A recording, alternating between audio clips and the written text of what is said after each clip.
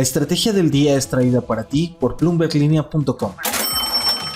Muy buenos días. Tenemos que hablar de un nuevo reporte de Estados Unidos que está obligando a México a dejar de ser caballo de Troya y ponerse estricto con los países gorrones. No se preocupen, lo vamos a explicar.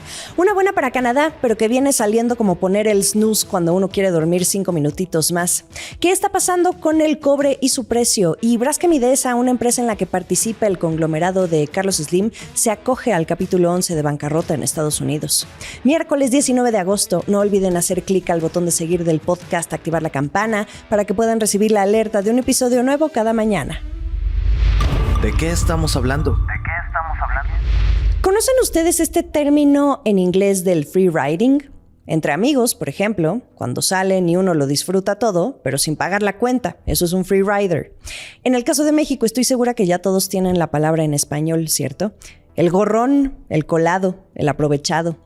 Pues en materia comercial, según Estados Unidos, hay países que han estado de free riders, de gorrones, con tal de no pagar los aranceles que les corresponden para ingresar su mercancía a ese país y por ende utilizan a otro país para pasar desapercibidos. Aquí entra otro término, bastante sonado ya, el del caballo de Troya.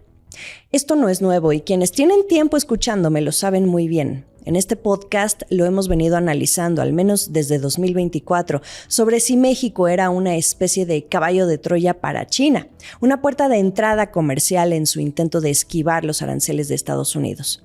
En aquel entonces, el análisis de algunos bancos de inversión apuntaba a que no había un claro indicio de que esto estaba ocurriendo, a pesar de que México mostraba un superávit comercial frente a Estados Unidos y un creciente déficit comercial con China.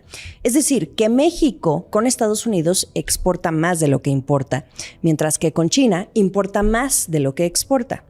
La conclusión era que esto no necesariamente implicaba que se estuviera produciendo una triangulación de los bienes chinos hacia Estados Unidos, sino que simplemente podría ser un reflejo del crecimiento de México como exportador y que, como un país ensamblador, al final se traduce en que México tiene que importar más. Por ejemplo, traer un componente de algún país asiático que, una vez en México, pasa por un proceso de producción y ensamblaje que termina entrando dentro de las reglas del TEMEC. Es una línea muy delgada, pero al final se inserta en las reglas de origen que exige el acuerdo comercial. Igualmente, en 2024 le hice la misma pregunta al exsecretario de Economía y exnegociador del TEMEC, Ildefonso Guajardo, sobre si México era ese caballo de Troya para otros países. Me respondió que el que lleguen empresas chinas o importaciones provenientes de Asia es formidable, siempre y cuando cumplan las reglas del tratado, que todavía dictan que el 75% de lo que se emplee tiene que ser producido en América del Norte. Esta conclusión, tanto de los bancos de inversión como la de Guajardo, me parece que sigue vigente y ayuda a dar un poco de perspectiva a la situación actual, especialmente ahora que se ha venido destacando en los últimos días que por primera vez las exportaciones de equipos de cómputo de México hacia Estados Unidos superaron a las automotrices. Y aquí China no es tanto el ejemplo, sino Taiwán, que hoy es indispensable en la proveeduría de componentes tecnológicos y semiconductores, sobre todo ahora con el desarrollo de centros de datos e inteligencia artificial. Entonces, ¿México realmente es un caballo de Troya de países que buscan burlar los aranceles de Estados Unidos, de países free riders o gorrones? A 2 años de seguir haciéndonos esta pregunta, Estados Unidos cree que sí, y eso es lo que importa. La semana pasada, el 13 de agosto, la Oficina de Política Comercial y de Manufactura de la Casa Blanca publicó un informe que detalla cómo los exportadores chinos supuestamente han desviado mercancías a través de más de 40 países para evadir los aranceles vigentes aplicados a China desde 2018. La forma en la que lo hacen es a través del reetiquetado, reempaque y declaraciones falsas de origen. Le llaman la red de transbordo en la sombra y clasifica a los países utilizados como caballo de Troya en 3 niveles, según su escala de integración con China. México resulta que está en el primer nivel, al igual que Canadá, la Unión Europea, India, Israel, Japón, Corea del Sur y Taiwán. El señalado es el corredor Guanajuato-Querétaro en el caso de México, como posible tránsito de motores y componentes eléctricos chinos, afectando así a localidades en Estados Unidos como Detroit y Grand Rapids, Michigan. Calculan que las pérdidas por recaudación de aranceles va entre 10,000 a más de 100,000 millones de dólares al año, hasta 450,000 empleos desplazados y también pérdidas del PIB.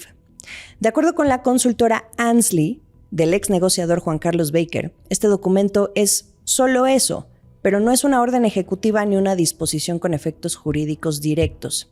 Pero lo que sí deja ver este documento es el propósito del gobierno de Estados Unidos para fortalecer una narrativa que puede capitalizar como palanca de negociación en la revisión conjunta del Tratado Comercial México, Estados Unidos y Canadá, el TEMEC, al señalar a México y Canadá, sus socios comerciales, entre los principales nodos de riesgo e identificar de forma específica a Guanajuato y Querétaro como regiones con prácticas de transbordo en la sombra, como Estados Unidos le está llamando.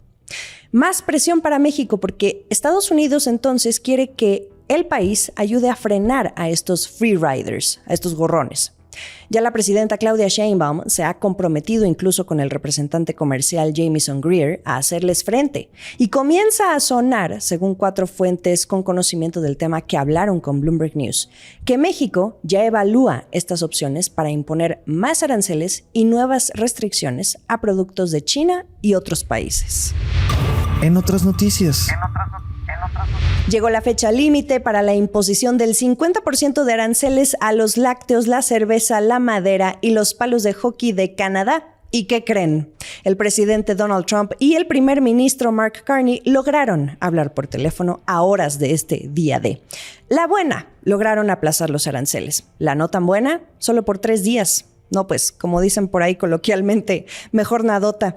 Como quiera que sea, al menos hablaron y las conversaciones avanzan, esperando lograr una buena negociación en este corto periodo de gracia, ya que recordemos que Estados Unidos está utilizando, en el caso de Canadá, el artículo 338 de la Ley Arancelaria de 1930, que otorga al presidente de Estados Unidos la facultad de imponer aranceles de hasta el 50% a los países que llegue a considerar que discriminan contra el comercio estadounidense.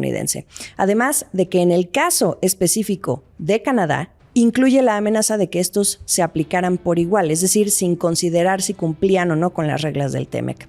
Paralelamente, es una buena señal por ahora incluso del curso que pueda tomar la revisión anual del TEMEC. En fin, esto continuará. Esto es el dato del día. No dejemos de vigilar el precio del cobre, que en la sesión del 18 de agosto experimentó otra sesión volátil. Se ubicó en niveles no vistos desde 2021.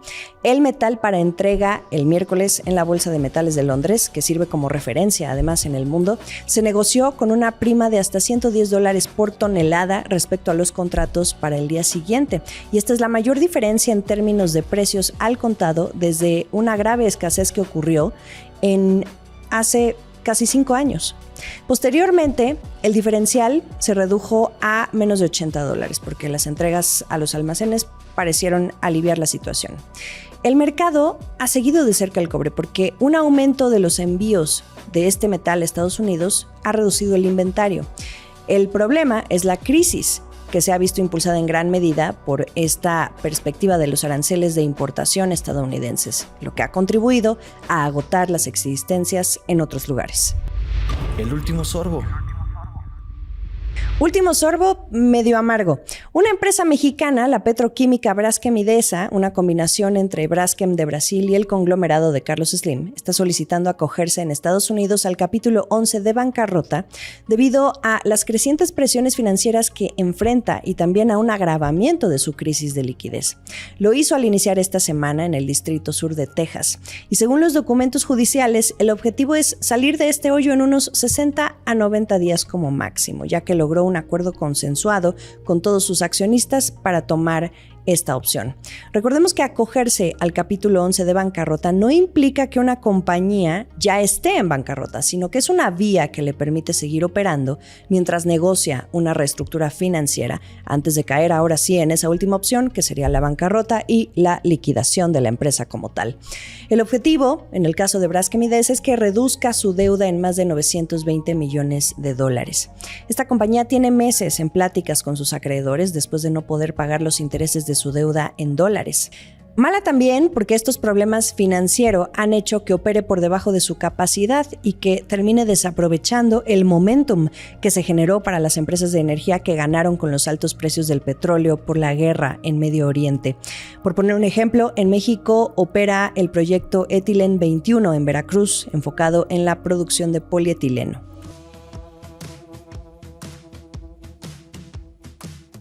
Lo mejor de la información económica y de negocios, por supuesto que está aquí en la Estrategia del Día. Estamos todos los días en Spotify, Apple, Amazon. Recuerden también que nos pueden ver en video. Hay una transmisión en YouTube y también a través de Twitter, @laestrategiamx, por ahí nos pueden seguir.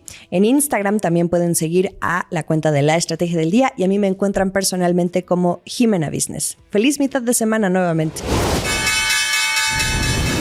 Esta fue la Estrategia del Día, escrito y narrado por Jimena Tolama, producido por Arturo Luna y Daniel Hernández. Que tengas un día muy productivo.